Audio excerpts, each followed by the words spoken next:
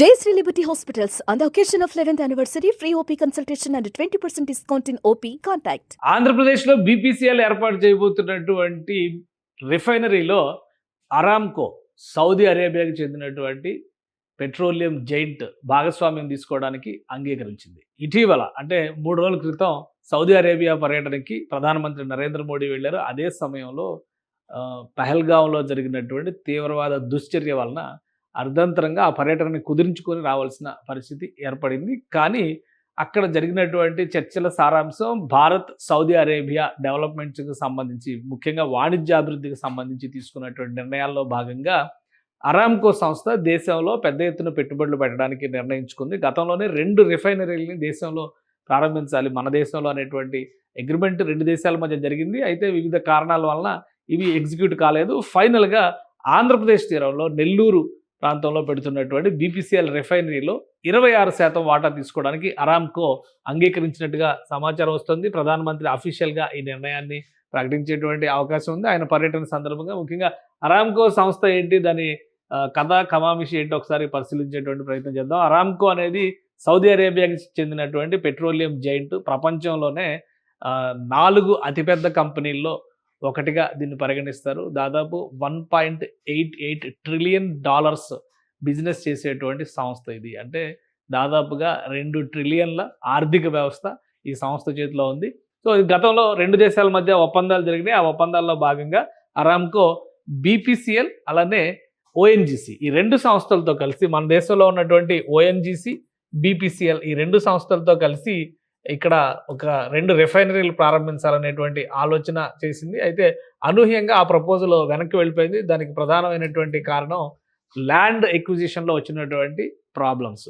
So ఒక petroleum refinery హబ్ని develop చేయాలని చెప్పని అప్పట్లో కేంద్ర ప్రభుత్వం సౌదీ అరేబియాకి చెందినటువంటి అరామ్కోతో ఒప్పందం చేసుకుంది.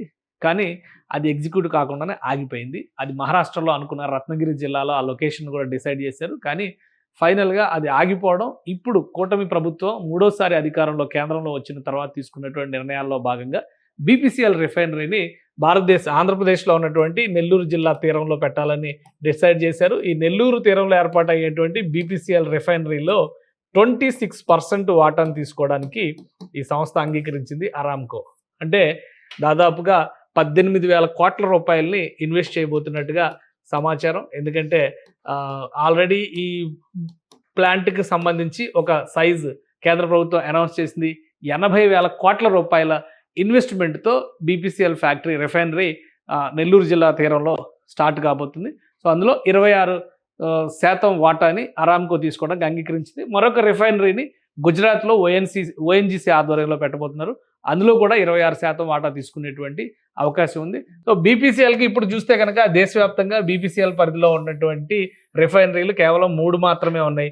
ఈ 3 రిఫైనరీలకి పోటీగా ఇప్పుడు 4వ రిఫైనరీ కూడా తయారు కాబోతుంది. బీపీసీఎల్ చరిత్ర చూస్తే పబ్లిక్ రంగ సంస్థ. ఇది చాలా ముఖ్యమైనటువంటి సంస్థ.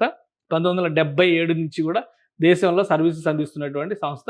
సో ఇప్పుడు దేశంలో ఉన్నటువంటి అవకాశాలని పరిశీలనలోకి తీసుకొని చూస్తే కనుక దీన్ని విస్తరించాల్సినటువంటి అవసరం ఉందని చెప్పని కేంద్ర ప్రభుత్వం భావిస్తుంది. అందులో భాగంగానే బీపీసీఎల్ ట్రాక్ రికార్డ్ని దృష్టిలో పెట్టుకొని అర్జెంటుగా భారతదేశం 2 చోట్ల ప్లాంట్లు అనుకున్నారు. అయితే దాన్ని ఒక చోటగా కుదించింది. బీపీసీఎల్ ఇప్పుడు దక్షిణాది రాష్ట్రాల్లో, ముఖ్యంగా తూర్పు తీరంలో, ఎందుకంటే దక్షిణాది రాష్ట్రాల్లో కొచ్చిలో ఒక రిఫైనరీ ఉంది. వెస్ట్ కోస్ట్లోనేమో ముంబై రిఫైనరీ వెస్ట్ కోస్ట్లో ఉంది. సదరన్ రిఫైనరీ వచ్చేసి కొచ్చిలో ఉంది. ఇది కేరళ, ఇది మహారాష్ట్ర. అలానే ఉత్తరాదిలో చూస్తే కనుక బీనా రిఫైనరీ, ఇది ఉత్తరప్రదేశ్లో ఉన్నటువంటి రిఫైనరీ ఇది. సో 3 దిక్కుల 3 రిఫైనరీలు ఉన్నాయి. కానీ ఆంధ్రప్రదేశ్ అంటే దక్షిణాది తూర్పు తీరంలో ఇప్పటివరకు బీపీసీఎల్కి రిఫైనరీ లేదు కాబట్టి ఆంధ్రప్రదేశ్ని దానికి తగిన స్థానంగా ఎంచుకున్నారు. కేంద్ర ప్రభుత్వం, కూటమి ప్రభుత్వం డబుల్ ఇంజిన్ సర్కార్ హామీల నేపథ్యంలో బీపీసీఎల్ రిఫైనరీని ఏపీ కేటాయించాలని డిసైడ్ చేసింది.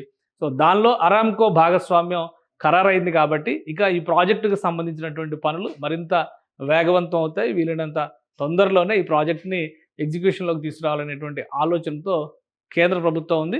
సో దానికి తగ్గట్టుగా బీపీసీఎల్కి ఆదేశాలు జారీ చేసింది. ఇప్పుడు ఈ అలైన్మెంట్కి సంబంధించి ఈ 2 సంస్థల మధ్య జరగబోయేటువంటి ఒప్పందానికి సంబంధించినటువంటి అధికారిక ప్రకటన ప్రధానమంత్రి పర్యటన సమయంలో ఉండేటువంటి అవకాశం ఉంది. అయితే అరామ్కో తమ ఆమోదాన్ని తెలిపినట్టుగా కేంద్ర ప్రభుత్వం ఇప్పటికే రాష్ట్ర ప్రభుత్వానికి సమాచారం ఇచ్చింది కాబట్టి మే 2వ తేదీన జరిగేటువంటి పర్యటనలో ఈ ప్రకటన ఉండే అవకాశం ఉందనేటువంటి అంచనాలు కనిపిస్తున్నాయి.